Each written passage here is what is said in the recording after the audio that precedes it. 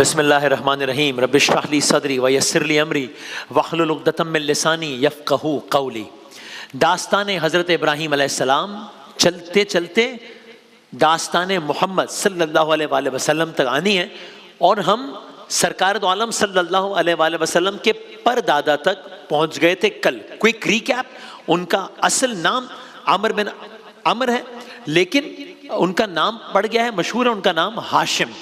کیوں ان کا نام ہاشم پڑ گیا، اس کے پیچھے ہم نے پورا قصہ آپ کی خدمت میں کل عرض کیا تھا کہ ایک قحط کا عالم تھا، قحط کی صورتحال تھی، عرب میں بہت گرمی تھی، ایک شدید قحط آیا۔ اس دوران انہوں نے یہ فیصلہ کیا کہ وہ اپنے قبیلے کے لوگوں کے اس وقت جتنے بھی لوگ ہیں ان کی مدد کریں گے۔ انہوں نے ایک روایتی ایک عربی کھانا وہ تیار کروایا، بڑے پیمانے پر کھانا تیار کروایا، سب کو وہ شوربے میں روٹیاں بھگو کے اور روٹیاں توڑ توڑ کے کھلاتے تھے۔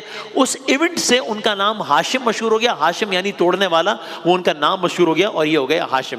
اب ہم آگے بڑھتے ہیں۔ اب اگر ایک نظر ہم کوئکلی اگر یہاں پر دیکھ لیں تو سرکار دو عالم صلی اللہ علیہ وآلہ وسلم کا شجرہ نسب آپ دیکھ رہے ہیں، یہاں پر نمبر 6 پر ہے جناب ہاشم، ہاشم بن عبد مناف، اور اب ان کے بعد ان کے بیٹے کون ہیں؟ جناب عبد المطلب بن ہاشم، جو کہ رسول اکرم صلی اللہ علیہ وآلہ وسلم کے دادا ہیں۔ ہم رفتہ رفتہ ابراہیم علیہ السلام سے شروع کیا، اسماعیل علیہ السلام پہ آئے، پھر آگے کے کچھ واقعات آئے، پھر کل پردادا پر آئے، آج ہم دادا پر آ گئے، حضرت عبد المطلب بن ہاشم، نبی اکرم صلی اللہ علیہ وآلہ وسلم کے دادا۔ یہاں سے داستان آگے بڑھاتے ہیں۔ عبد المطلب، جس طرح ہاشم کا بہت مشہور ہو گئے ہاشم کے نام سے، اور بنی ہاشم، سب آدمی بات کرتے ہیں بنی ہاشم، ان کی اولاد، لیکن ہم نے کل عرض کیا تھا کہ ان کا نام ہاشم نہیں ہے، ایک واقعہ ہوا اس لیے مشہور ہو گئے ہاشم کے نام سے، ہاشم کے لقب سے۔ کیا جناب عبد المطلب کا نام عبد المطلب ہے؟ جواب ہے جی نہیں، ان کا بھی نام عبد المطلب نہیں ہے یا نہیں تھا۔ تو نام کیا تھا اور پھر عبد المطلب کیوں مشہور ہو گئے، یہ ہم آپ کی خدمت میں عرض کرتے ہیں۔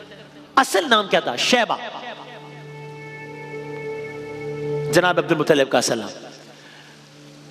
یہ نام کیوں پڑا؟ جب جناب ہاشم کے ہاں یہ اولاد ہوئی تو پیدائشی طور پہ جب یہ اس دنیا میں تشریف لائے، شیبہ جب نام رکھا گیا تو پیدائشی ان کے سر کے کچھ بال سفید تھے۔ شیبہ عربی میں سفید بالوں والا، سفید، بزرگی سفید۔ تو اب جب یہ پیدا ہوئے تو ان کے والد جناب ہاشم کا انتقال ہو چکا تھا، ٹھیک، یعنی ان کی والدہ اس وقت امید سے تھی، اور جب یہ ان کے والد کا انتقال ہوا، پیدائش ہوئی ان کی مدینے میں جناب شیبہ کی، جن کا نام عبد المطلب پڑ گیا، اور کیوں پڑا ہم عرض کر رہے ہیں۔ اب مدینے میں ان کی پیدائش ہوئی ہے، کچھ وقت گزرا ہے، پیدائش کے کچھ عرصے بعد، کچھ عرصے تک یہ مدینے میں ہی رہے ہیں، اس کے کچھ ٹائم کے بعد جناب شیبہ، جن کا نام عبد المطلب پڑ گیا، ان کے چچا مکے سے آتے ہیں مدینے تاکہ اپنے بھتیجے کو یعنی کہ جناب شیبہ کو واپس مکے لا سکیں۔ اس وقت ایک مکالمہ بھی ہوتا ہے، کچھ لوگوں کی رضامندی ہے، کچھ کی نہیں ہے کہ مکہ جائیں مکہ نہ جائیں۔ قصہ مختصر یہ کہ ان کی والدہ نے بالآخر رضامندی ظاہر کر دی کہ ہاں ٹھیک ہے، میں اجازت دیتی ہوں کہ میرے بیٹے کو مکہ لے جایا جائے۔ ظاہر یہ آج کل کا کی بات تو نہیں ہو رہی نا، ایک شہر سے دوسرے شہر کا مطلب ہے یہ تو نہیں ہے کہ 4 گھنٹے کی مسافت پہ آپ مدینے سے مکہ پہنچ جائیں گے، 2 گھنٹے کی ٹرین پہ آپ مدینے سے مکہ پہنچ جائیں گے۔ اور ظاہر ہے ماں کا غم بھی تازہ تھا، اپنے شوہر کو کھویا تو انہوں نے، اب یہ بیٹا ہے، لیکن بالآخر ماں نے اجازت دی کہ ہاں یہ اپنے قبیلے کا سردار بنے گا، میں اجازت دیتی ہوں۔ یہ جو تھوڑا ساتھ اگر رہ سکیں، یہ جو چچا جو لینے آئے تھے جناب شیبہ کو، جو ان کے چچا لینے آئے تھے، ان چچا کا نام تھا مطلب۔ مطلب لینے آئے شیبہ کو، اور بالآخر بات طے ہو گئی ہے، اور اب یہ مدینے سے جا رہے ہیں مکہ۔ اب چچا بھتیجا ہے، اور چچا بھتیجے کا ایک سواری پر سفر ہے۔ عرب ہے، صحرا ہے، ریگستان ہے، گرمی ہے، اس زمانے کا جو بھی سفر کا جو بھی طریقہ کار ہے، جو بھی سواریاں ہیں، اس اعتبار سے ظاہر ہے اس زمانے میں اگین دشوار گزار سفر ہے. اب یہ چچا بھتیجا چل پڑے ہیں، مدینے سے منزل ہے مکہ.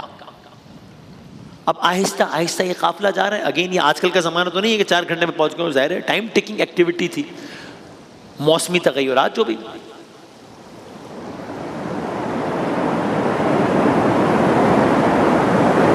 اب یہ سفر اس عالم میں ہو رہا ہے کہ شیبہ ایک سادہ لباس میں ہے اور مطلب کے پیچھے بیٹھے ہیں اور سفر جاری ہے. یہاں تک کہ چلتے چلتے چلتے اب مکہ آبادی کے آثار نظر آنا شروع ہوئے، یہاں تک کہ چچا بھتیجا سفر طے کرتے کرتے مکے میں داخل ہو گئے. اب جب مکے میں داخل ہوئے تو قریش کے لوگوں نے دیکھا ہے کہ وہ مطلب آ رہے ہیں، تو انہیں یہ لگا کہ مطلب اپنے ساتھ کسی غلام کو لے کر آ رہے ہیں. بھئی کون ہے مطلب کے ساتھ؟ یہ کون ہے؟ کوئی ایک کم عمر، ایک کم سے نوجوان ہے. بھئی کون ہے؟ کون لگ رہا ہے؟ یہ لگتا ہے مطلب کا غلام ہے. اچھا یہ شاید یہ عبد المطلب ہوگا، مطلب کا غلام عبد المطلب ہوں گے. یہ ظاہر ہے اس بات کی فوری طور پہ وضاحت ہو گئی کہ غلام نہیں ہے مگر بلکہ چچا بھتیجا ہیں. لیکن اس انسیڈنٹ پہ یہ نام اتنا مشہور ہو گیا کہ بعد میں بھی سب انہیں عبد المطلب کے نام سے جاننے لگے. یہ جو ہم عبد المطلب کہتے ہیں، سرکار دو عالم صلی اللہ علیہ وآلہ وسلم کے دادا، یہ اس واقعے کے بعد اس بنا پر ان کا نام عبد المطلب مشہور ہو گیا. اب داستان ہم اور آگے بڑھاتے ہیں. ابراہیم علیہ السلام سے چلتے چلتے چلتے چلتے جناب شیبہ یعنی کہ جناب عبد المطلب تب آ گئے ہیں. اب ہم جب داستان میں آگے بڑھیں گے تو پھر ہم بھی جناب عبد المطلب کہہ کر ہی پکاریں گے، کیونکہ ظاہر مشہور و معروف نام یہی ہے. ہم نے واقعہ آپ کی خدمت میں عرض کر دیا، اگلے واقعے کی جانب بڑھتے ہیں. ایک واقعہ سنا آپ نے نام کے حوالے سے، اب ایک اور واقعہ. یہ واقعہ کیا ہے؟ یہ واقعہ ہے زمزم کے حوالے سے. کیا مطلب زمزم کے حوالے سے؟ زمزم کا واقعہ تو ہو چکا نا، اسماعیل علیہ السلام کے ایڑیاں رگڑنے سے چشمہ جاری ہوا تھا، وہ واقعہ تو ہو چکا نہیں. جب ہم آپ کو اسماعیل علیہ السلام کی قربانی کا واقعہ سنا رہے تھے تو ہم نے عرض کیا تھا کہ آگے جا کر معلوم ہوگا کہ اس واقعے کا رسول اللہ سے بھی تعلق ہے. کیا ہے وہ آگے عرض کریں گے. اسی طرح جب ہم آپ کی خدمت میں داستان زمزم عرض کر رہے تھے تب بھی ہمارے ذہن میں تھا کہ آگے جا کر زمزم کا ایک اور واقعہ آئے گا. زمزم کا ایک اور واقعہ کون سا ہے؟ زمزم کا تو ایک ہی واقعہ مشہور ہے کہ وہ ایڑیاں رگڑنے سے چشمہ جاری ہوا تھا. نہیں، اور وہ جو ایک اور واقعہ ہے زمزم کا، اس کا جناب عبد المطلب سے کیا تعلق ہے عرض کرتے ہیں. تو معاملہ یہ ہے کہ مکہ ہے، مکے میں مختلف قبائل ہیں. ایک قبیلہ ہے، اس کا نام ہے بنو جرہم. اب اس قبیلے کی شناخت یہ ہے کہ نیک متقی پرہیزگار ہیں، لیکن آہستہ آہستہ جو وقت گزرتا گیا ہے اس قبیلے کا مزاج، طور، اطوار، عادات بھی بدلتے گئے. مطلب اس قبیلے میں سوچ آنے لگی ہے کہ ہم مکے جیسی جگہ کی حکمرانی کرتے ہیں، ہمیں کوئی کیا کر سکتا ہے. قبیلے کی سوچ تبدیل ہو رہی ہے. اور جب یہ سوچ آئی ہے تو اس سوچ نے ان کے ایکشنز پہ بھی ریفلیکٹ کیا ہے، ان کی حرکات کو متاثر کیا ہے. اور اب یہ قبیلہ وہ قبیلہ نہیں رہا، اب یہ قبیلہ کچھ غلط کاموں میں مبتلا ہو گیا ہے. اور سب کو یہ تبدیلی نظر آ رہی ہے کہ یہ قبیلہ ایسا تو نہیں تھا، اس قبیلے کے اکثر لوگ ایسے تو نہیں تھے، اب اس قبیلے کے اکثر لوگ ایسے ہو گئے. سب دیکھ رہے ہیں اس تبدیلی کو. انہی دیکھنے والوں میں ایک شخص ہے جو کہ اس جرہم قبیلے کے سرداروں میں سے ایک سردار ہے. اس کی سوچ الگ ہے، اس کی سوچ مثبت ہے. عمر بن حارث جرہمی اس کا نام ہے. اب یہ دیکھ رہا ہے، اب جب اس نے دیکھا کہ قبیلے کی، قوم کی نافرمانیاں تو بڑھتی چلے جا رہی ہیں، بڑھتی چلے جا رہی ہیں، تو اب اسے لگا کہ اب یہ معاملہ کوئی خطرناک رخ اختیار کرتا جا رہا ہے. یعنی اب یہ بات کہیں اور ہی نہ چلی جائے، اب یہ بات کسی اور ایکسٹریم پہ نہ چلی جائے، اب یہ بات کسی اور نہج پہ نہ چلی جائے. تو اس نے ایک کام کیا، ایک عجب کام کیا. کیا کام کیا عرض کرتے ہیں. اس نے اپنے طور پر یہ سوچا کہ یہ جو اللہ تعالیٰ کی عظیم ترین نشانیوں میں سے ایک نشانی زمزم موجود ہے، یہ نہ ہو کہ قبیلے والوں کے گناہوں یا قبیلے والوں کی حرکات کے سبب اس عظیم مقام کو کوئی نقصان پہنچے. تو اس سوچ کی بنیاد پر اس نے ایک کام کیا. کیا کام کیا؟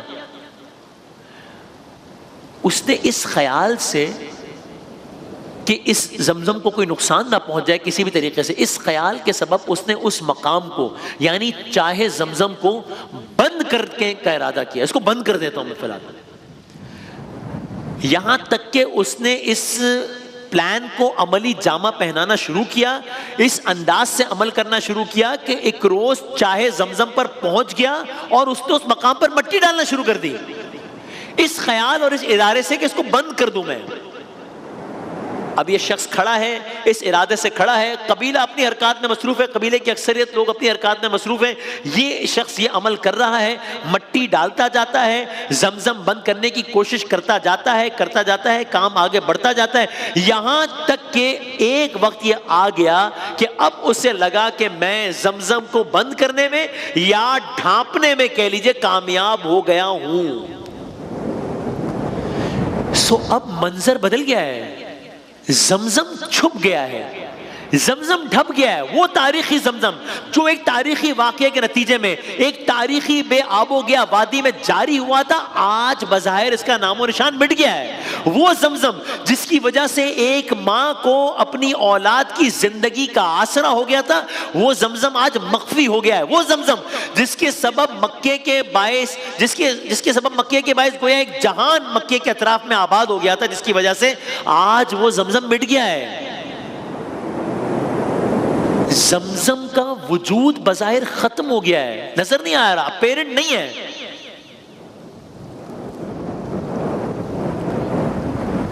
مگر ہم تو جناب عبد المطلب کا واقعہ سنا رہے تھے، تو وہ کہاں ہے اس واقعے میں؟ یہ زمزم جو ڈھپ گیا اس کا ان سے کیا تعلق ہے؟ سنیے، عرض کرتے ہیں۔ زمزم کا وجود بظاہر غائب ہو گیا ہے، اور اب اس انداز سے دن گزر گئے، دن ہفتوں میں تبدیل ہو گئے، ہفتے مہینوں میں تبدیل ہو گئے، مہینہ سال میں تبدیل ہو گیا، سال دہائی میں تبدیل ہو گئی، دہائی صدی میں تبدیل ہو گئی، ایک صدی گزر گئی، 100 سال گزر گئے، 2 صدیاں گزر گئیں، 200 سال گزر گئے، 3 صدیاں گزر گئی، 300 سال گزر گئے۔ جی ہاں، اسی عالم میں 100 200 نہیں 300 سال گزر گئے ہیں۔ زمزم نہیں ہے بظاہر۔ اب تقریباً 300 سالوں بعد جناب عبد المطلب کا زمانہ آیا ہے، جن کا واقعہ آپ کی خدمت میں عرض کر چکے ہیں۔ یعنی اب میرا جی چاہتا ہے میں کیسے ان کو اپنے آپ کو یہ کہنے سے کہ اب حضرت عبد المطلب کا زمانہ آ گیا، گویا اب آمد سرکار کے دن قریب آ رہے ہیں۔ ہاں، اب ہم داستان محمد کے بھی قریب آ رہے ہیں، اب آمد سرکار کے دن قریب آ رہے ہیں، اب گویا جشن بہار کے دن قریب آ رہے ہیں، اب گویا آقا کے آنے کے انتظامات اپنی حتمی شکل پا رہے ہیں۔ لیکن ہم تو زمزم کی بات کر رہے ہیں، ہم جناب عبد المطلب کی بات کر رہے ہیں۔ اس زمزم کا کیا ہوگا؟ اس میں جناب عبد المطلب کا کیا کردار ہوگا؟ ایک روز حضرت عبد المطلب حسب معمول آرام فرما رہے ہیں، حالت آرام میں، حالت نیند میں آپ نے ایک خواب دیکھا۔ کیا خواب دیکھا؟ کل عرض کریں گے انشاءاللہ۔